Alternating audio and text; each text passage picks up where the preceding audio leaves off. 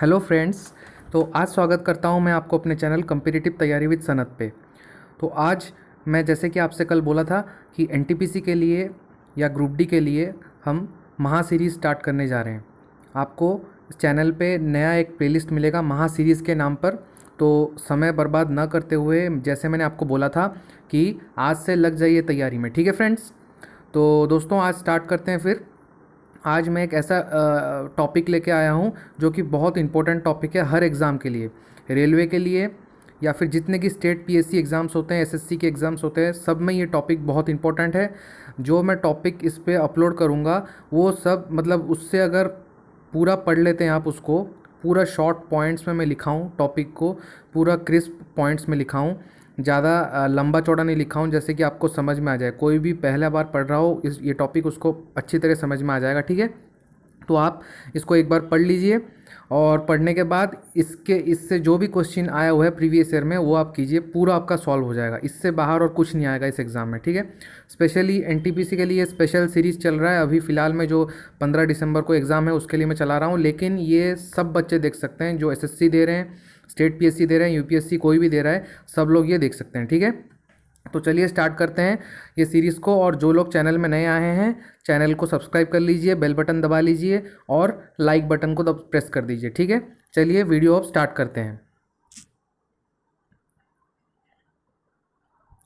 तो देखिए फ्रेंड्स, पहला टॉपिक जो कि है वाइस प्रेसिडेंट ऑफ इंडिया, ठीक है। तो वाइस प्रेसिडेंट ऑफ इंडिया के लिए मैं आपके लिए लेके आया हूँ topic, most important topic series जो हम स्टार्ट कर रहे हैं आज से। रेगुलर आपको वीडियो मिलता रहेगा, आप हर रोज़ आके देखिए, रेगुलर रहिए।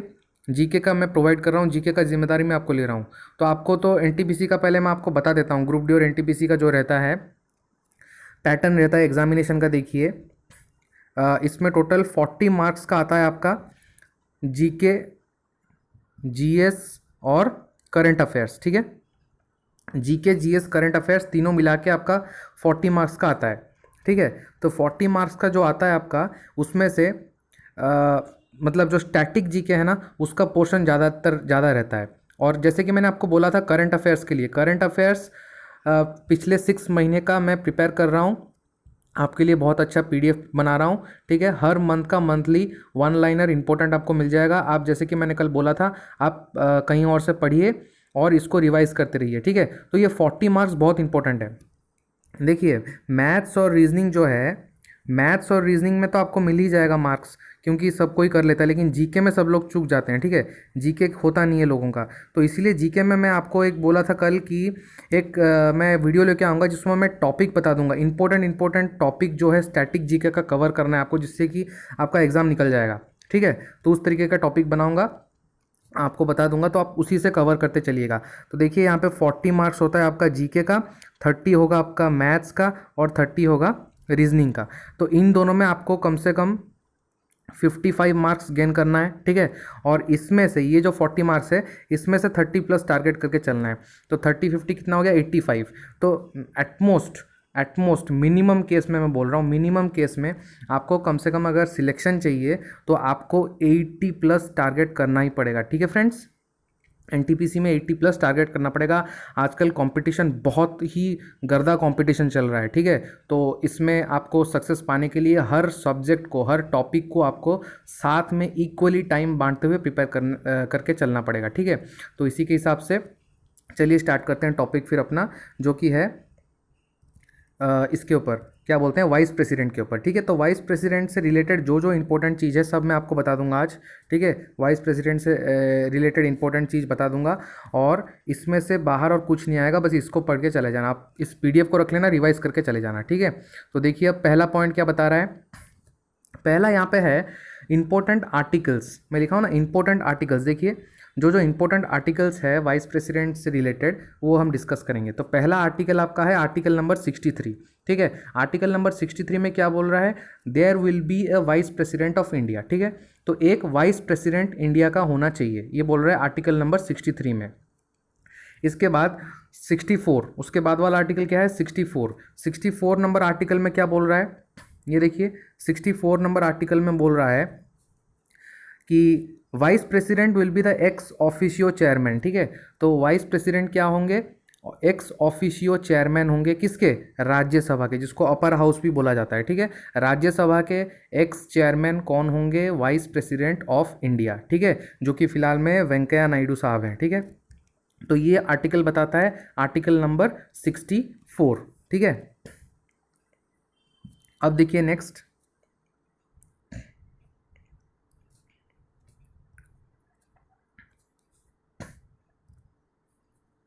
एक मिनट रुक जाइए फ्रेंड्स। हाँ, तो नेक्स्ट देखिए यहाँ पे, नेक्स्ट पॉइंट क्या है हमारा, नेक्स्ट पॉइंट है आर्टिकल नंबर 69, ठीक है, आर्टिकल नंबर 69। इसमें क्या बता रहा है देखिए, आर्टिकल नंबर 69 बोल रहा है ओथ के बारे में, ठीक है। इंपॉर्टेंट मैं रेड में मार्क कर दिया हूँ ताकि आपको एग्जाम से जाने से पहले जस्ट मतलब आप आंख डाल लेंगे इसमें तो आपका हो जाएगा, मतलब जस्ट ओवरलुक कर लेना। जैसे कि 63 रेड में लिखा है क्या है, वाइस प्रेसिडेंट, मतलब 63 में आपका वाइस प्रेसिडेंट के बारे में बोला गया है, ठीक है। 64 एक्स ऑफिसियो चेयरमैन, ठीक है, बस चेयरमैन ऑफ द राज्यसभा। 69 शपथ यानी कि ओथ। 71 क्या है, इलेक्शन। तो ऐसे आप आंख मतलब नज़र डाल लेना बस एग्जाम से पहले, तो आपका पूरा रिवीजन हो जाएगा, ठीक है। तो 69 हो गया हमारा ओथ, 71 में क्या बोला गया है, इलेक्शन, ठीक है। नेक्स्ट देखिए, ये जो कॉन्सेप्ट है ना हमारा, ये जो कॉन्सेप्ट है वाइस प्रेसिडेंट का, ये कहाँ से लिया गया है, ये कॉन्सेप्ट कहाँ से लिया गया है बोलिए। ये जो कॉन्सेप्ट है हमारा वाइस प्रेसिडेंट का, ये कहाँ से लिया गया है, ठीक है। ये जो कॉन्सेप्ट है वाइस प्रेसिडेंट का, ये कहाँ से लिया गया है, देखिए यहाँ पे यूएसए, ठीक है। यूएसए से क्या लिया गया है, कॉन्सेप्ट, मतलब वाइस प्रेसिडेंट होना चाहिए, ये कॉन्सेप्ट हम यूएसए से लिए हैं, ठीक है। अब देखिए नेक्स्ट पॉइंट, नेक्स्ट पॉइंट क्या बोल रहा है, vice president is the second most, ये वाला पॉइंट देखिए, मैं जूम कर दे रहा हूँ।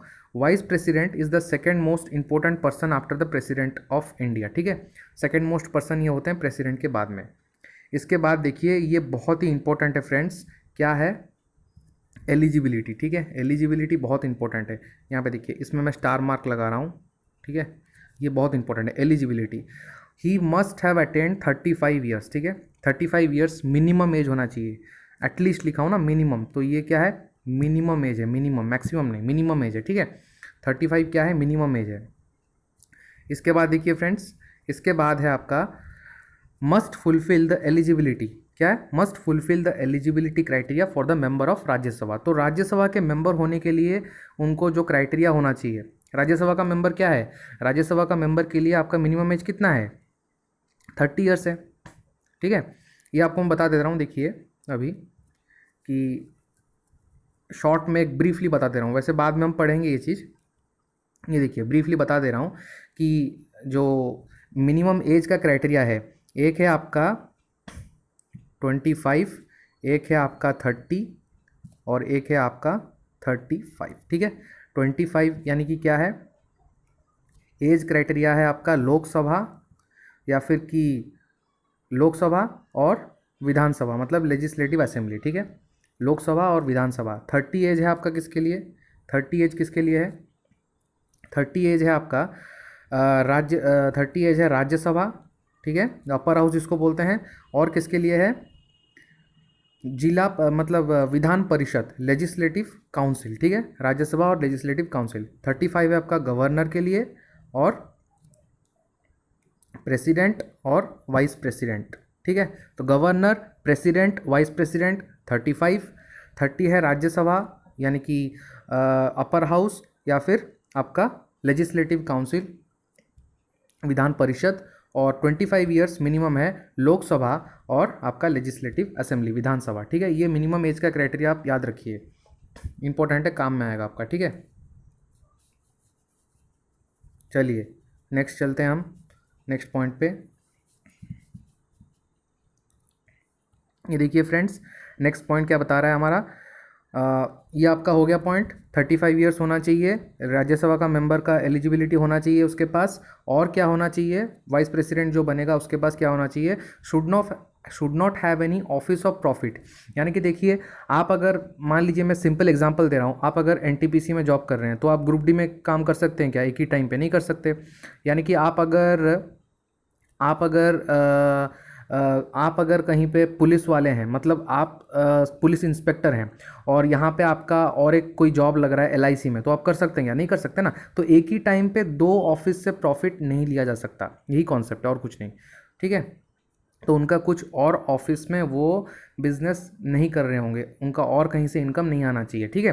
तो he should not have any office of profit, ये पॉइंट हो गया। इसके बाद देखिए नेक्स्ट पॉइंट क्या बोल रहा है, वोटिंग राइट्स। तो इलेक्शन के लिए जो वाइस प्रेसिडेंट का जो इलेक्शन होता है उसके लिए कौन कौन वोट कर सकते हैं, ये देखिए वोटिंग राइट्स। तो all members elected plus nominated, ठीक है। जो भी इलेक्टेड मेंबर्स हैं और जो भी नॉमिनेटेड मेंबर्स हैं दोनों हाउस से, सब लोग वोट करेंगे किसके लिए, वाइस प्रेसिडेंट के लिए। ये मैं आपको बता दे रहा हूँ शॉर्ट में, और एक बार देखिए पॉइंट पॉइंट समझा देता हूँ क्या है। देखिए पॉइंट ये बता रहा है कि देखिए लोकसभा में हमारा क्या होता है, जो लोकसभा होता है उसमें इलेक्टेड मेंबर्स होते हैं, ठीक है। ईएम लिख रहा हूँ इलेक्टेड मेंबर्स के लिए, और होते हैं नॉमिनेटेड मेंबर्स, ठीक है। तो दो एंग्लो इंडियन को प्रेसिडेंट नॉमिनेट करते हैं, फिलहाल में वो हटा दिया गया है रूल, लेकिन पहले था, ठीक है। तो मैं बता के चल रहा हूँ।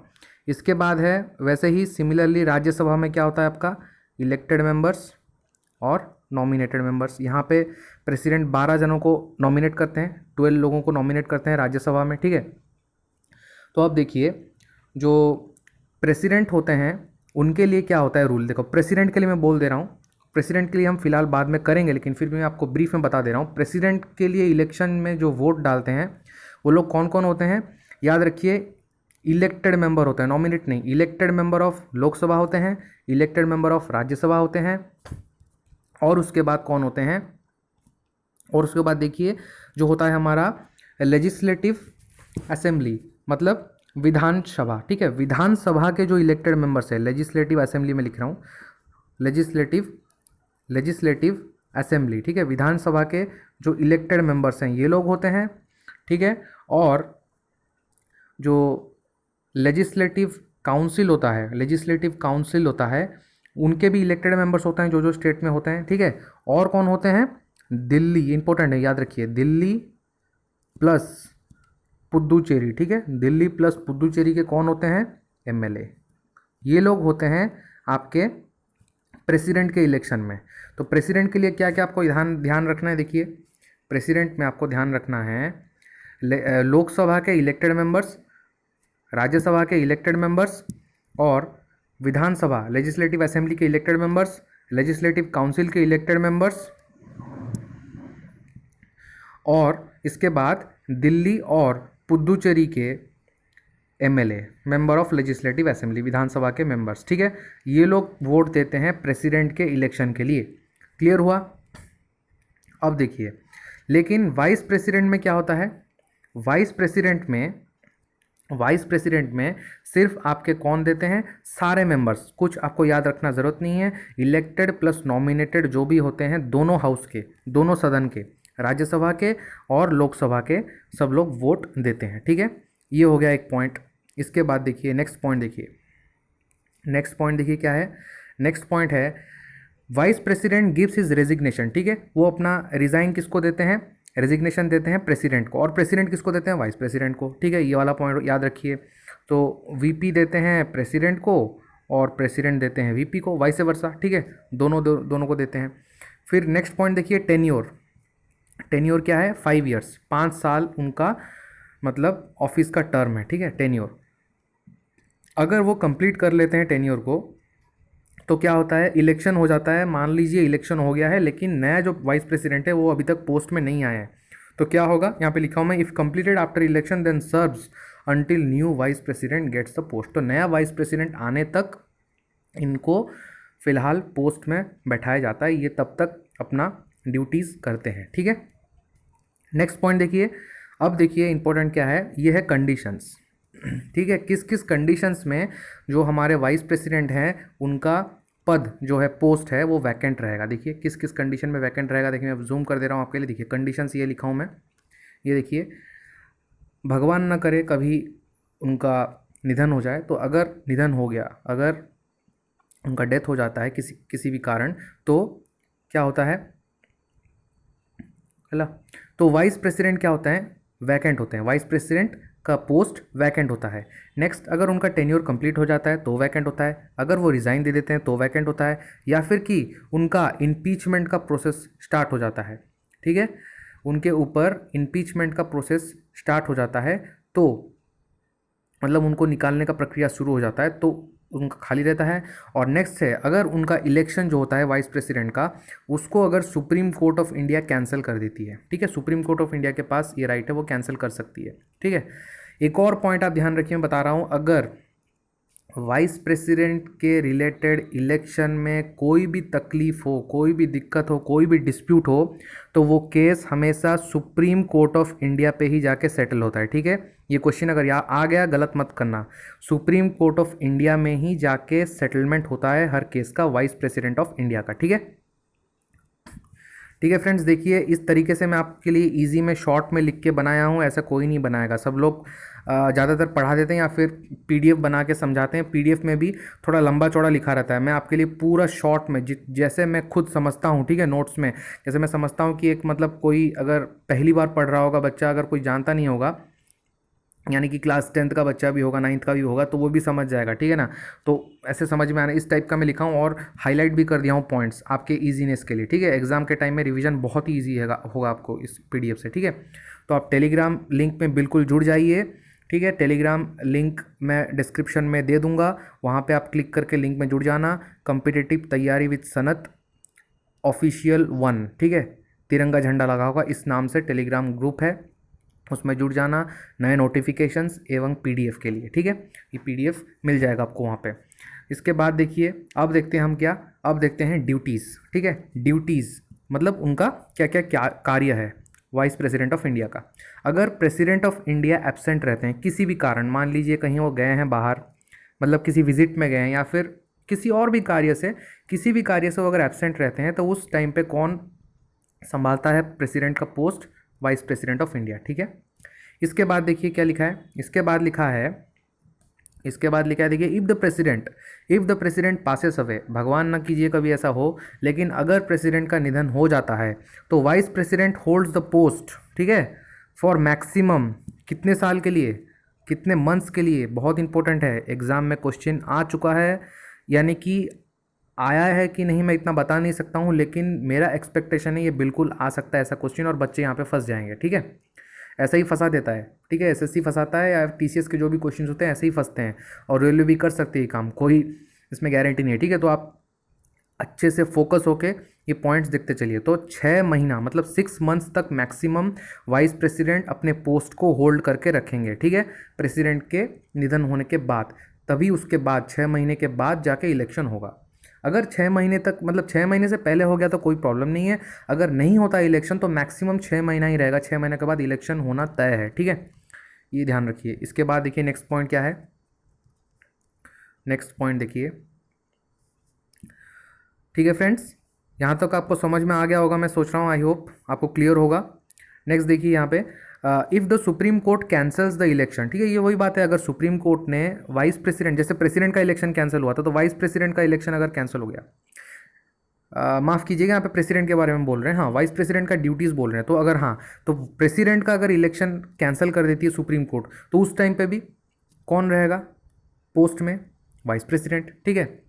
और अगर इम्पीचमेंट हो जाता है प्रेसिडेंट का, ये आर्टिकल इंपॉर्टेंट है, कौन सा आर्टिकल, यहाँ देखिए मैं लिख दिया हूँ छोटा सा, क्योंकि ये प्रेसिडेंट के बारे में नहीं बोल रहा हूँ मैं, वाइस प्रेसिडेंट के बारे में बोल रहा हूँ, तो इसलिए मैं इतना फोकस नहीं कर रहा हूँ, लेकिन ये हम प्रेसिडेंट के बारे में पढ़ेंगे नेक्स्ट क्लास में, प्रेसिडेंट के बारे में ही लाऊंगा, उस टाइम पर आप कंपैरिजन कर लीजिएगा, ठीक है। तो आर्टिकल 61 क्या बोलता है, इम्पीचमेंट प्रोसेस ऑफ प्रेसिडेंट, मतलब प्रेसिडेंट को अपने पोस्ट से निकालने का जो प्रोसीजर होता है वो आर्टिकल 61 के हिसाब से दिया गया है, ठीक है। तो अगर ऐसा कुछ होता है तो क्या होगा, vice president of India post संभालेंगे, ठीक है। नेक्स्ट देखिए, अभी नेक्स्ट चलते हैं हम लास्ट पॉइंट, जो कि है कौन, चेयरमैन ऑफ राज्यसभा, ये तो इंपॉर्टेंट ड्यूटी है ही उनका, ठीक है। तो राज्यसभा के चेयरमैन किसको बनाया गया है, वाइस प्रेसिडेंट ऑफ इंडिया को, ठीक है। तो ये पॉइंट्स जो है, ये आर्टिकल्स जो है आप लिख लीजिए, इंपॉर्टेंट आर्टिकल्स मैं बता दे रहा हूँ, important articles president of vice president of India के इससे, ठीक है। इंपॉर्टेंट आर्टिकल्स क्या क्या हैं आपके, देखिए इंपॉर्टेंट आर्टिकल्स है आपके, मैं लिख दे रहा हूँ, आर्टिकल नंबर पहले तो आपको ध्यान रखना है 63, ठीक है, आर्टिकल 63 जिसमें बोला है वाइस प्रेसिडेंट होने चाहिए। उसके बाद आर्टिकल 64 जो बोलता है कि वाइस प्रेसिडेंट क्या होंगे, चेयरमैन ऑफ द राज्यसभा होंगे। देन क्या बोलता है आर्टिकल नंबर 69 जिसमें बोला है ओथ, उनका ओथ मतलब वो जो शपथ लेंगे। फिर क्या है आर्टिकल नंबर 71, ये क्या बता रहा है, इलेक्शन, उनके इलेक्शन के बारे में। तो ये 4 आर्टिकल्स, 5-6 आर्टिकल्स है, आप ध्यान रखिए, इसको एक कागज़ में लिख लीजिए। मैं बोल रहा हूँ अगर क्वेश्चन बनता है इस टॉपिक से तो इससे बाहर आने का चांस 0% है, नियरली 0%। अगर कुछ ज़्यादा लेवल बढ़ा दिया तो यहाँ वहाँ से कुछ फंसाने का कोशिश किया तो उसका बात अलग है। मैं इतना ऐसे तो नहीं बोलूँगा कि हाँ मैं जो पढ़ा दिया बिल्कुल आएगा, लेकिन 99% मैं बोल सकता हूँ इससे बाहर आज तक मैंने क्वेश्चन नहीं देखा है। एनटीपीसी का प्रीवियस ईयर्स पेपर, एसएससी के प्रीवियस ईयर पेपर सारे, यानी कि सीजीएल का बात कर रहा हूँ, सीएचएसएल का बात कर रहा हूँ, और जितने भी एसएससी एग्ज़ाम करवाती है फिलहाल में जितना भी हुआ है एसएससी का एग्ज़ाम टीसीएस के द्वारा, और रेलवे का एग्ज़ाम, मैं खुद जेई का एग्ज़ाम दे चुका हूँ, आरआरबी जेई का एग्ज़ाम मेरा सिलेक्शन हो चुका है और उसमें भी ये क्वेश्चंस आए थे, ठीक है। इसमें से जो क्वेश्चन बना था यही बना था। सो सारे शिफ्ट के, यानी कि 2019 में मेरा एग्ज़ाम हुआ था तो 2019 के सारे शिफ्ट में एनालिसिस कर चुका हूँ। रेलवे का ग्रुप डी का कर चुका हूँ 2018 का, ठीक है, 2018 में जो हुआ था। एनटीपीसी जो पहले हुआ था उसको एनालिसिस किया हूँ, ठीक है। और आपका जो स्टेट पीएससी वगैरह होते हैं उनका पेपर भी कर रहा हूँ। तो बहुत सारा मेहनत करके मैं आपके लिए बनाया हूँ टॉपिक, इससे बाहर और क्वेश्चन आने का चांस है ही नहीं बच्चों, ठीक है। तो दोस्तों जो भी आप देख रहे हो इस वीडियो को बहुत खूब शेयर कीजिए। आप अगर सपोर्ट करते चलोगे, ऐसा शेयर करते चलोगे, ठीक है, लाइक्स व्यूज़ आएंगे तो बिल्कुल आपके लिए इसके अलावा मैं कुछ और क्लासेस भी अरेंज कर दूंगा, ठीक है, वीडियोस लेके आ जाऊंगा। तो जितना आप सपोर्ट करेंगे उस हिसाब से वीडियो आएगा, ठीक है। फिलहाल एनटीपीसी का ये महा सीरीज़ जो है प्लेलिस्ट आप जाके देख लीजिएगा, ठीक है। एनटीपीसी का प्लेलिस्ट आप देख लेना, महा सीरीज़ जो है, और चैनल को सब्सक्राइब करके बेल बटन दबा दीजिए और लाइक कर दीजिए फ्रेंड्स, और ख्याल रखिए और लग जाइए प्रिपरेशन में, ठीक है। एनटीपीसी का एग्ज़ाम जो है और ग्रुप डी का, इसका कब कौन सा होगा उसके बारे में तो अभी फ़िलहाल नोटिस नहीं आया है, लेकिन जैसे कि चेयरमैन साहब ने, सीईओ साहब ने बोला था कि कुछ वो शेड्यूल जारी करेंगे अपने वेबसाइट में। अगर कुछ भी अपडेट मिलता है मैं आपको इस चैनल पे सबसे पहले अपडेट दे दूंगा। आप सब्सक्राइब कर लीजिए चैनल को, ठीक है। फिलहाल नोटिफिकेशंस के लिए और टेलीग्राम ग्रुप ज्वाइन कर लीजिए, ठीक है फ्रेंड्स। अपना ख्याल रखिए, खुश रहिए, और इस कोरोना के काल में अपने आप को सुरक्षित रखिए, अपने परिवार को सुरक्षित रखिए, ठीक है। And take care friends, love you all, Jai Hind, जय भारत, ठीक है। और एंड करते हैं वीडियो। नेक्स्ट क्लास में प्रेसिडेंट के बारे में लेके आऊँगा और टॉपिक्स हम फिलहाल करते जाएंगे। बेस्ट 100 से 200 टॉपिक्स में करवाऊँगा, इसको देख के चलना, और इससे बाहर नहीं आ जाने देंगे क्वेश्चंस। मैं बोल रहा हूँ इससे बाहर क्वेश्चंस आपका नहीं जाएगा, ठीक है, दावा के साथ बोल रहा हूँ, ठीक है फ्रेंड्स। जय हिंद, जय भारत।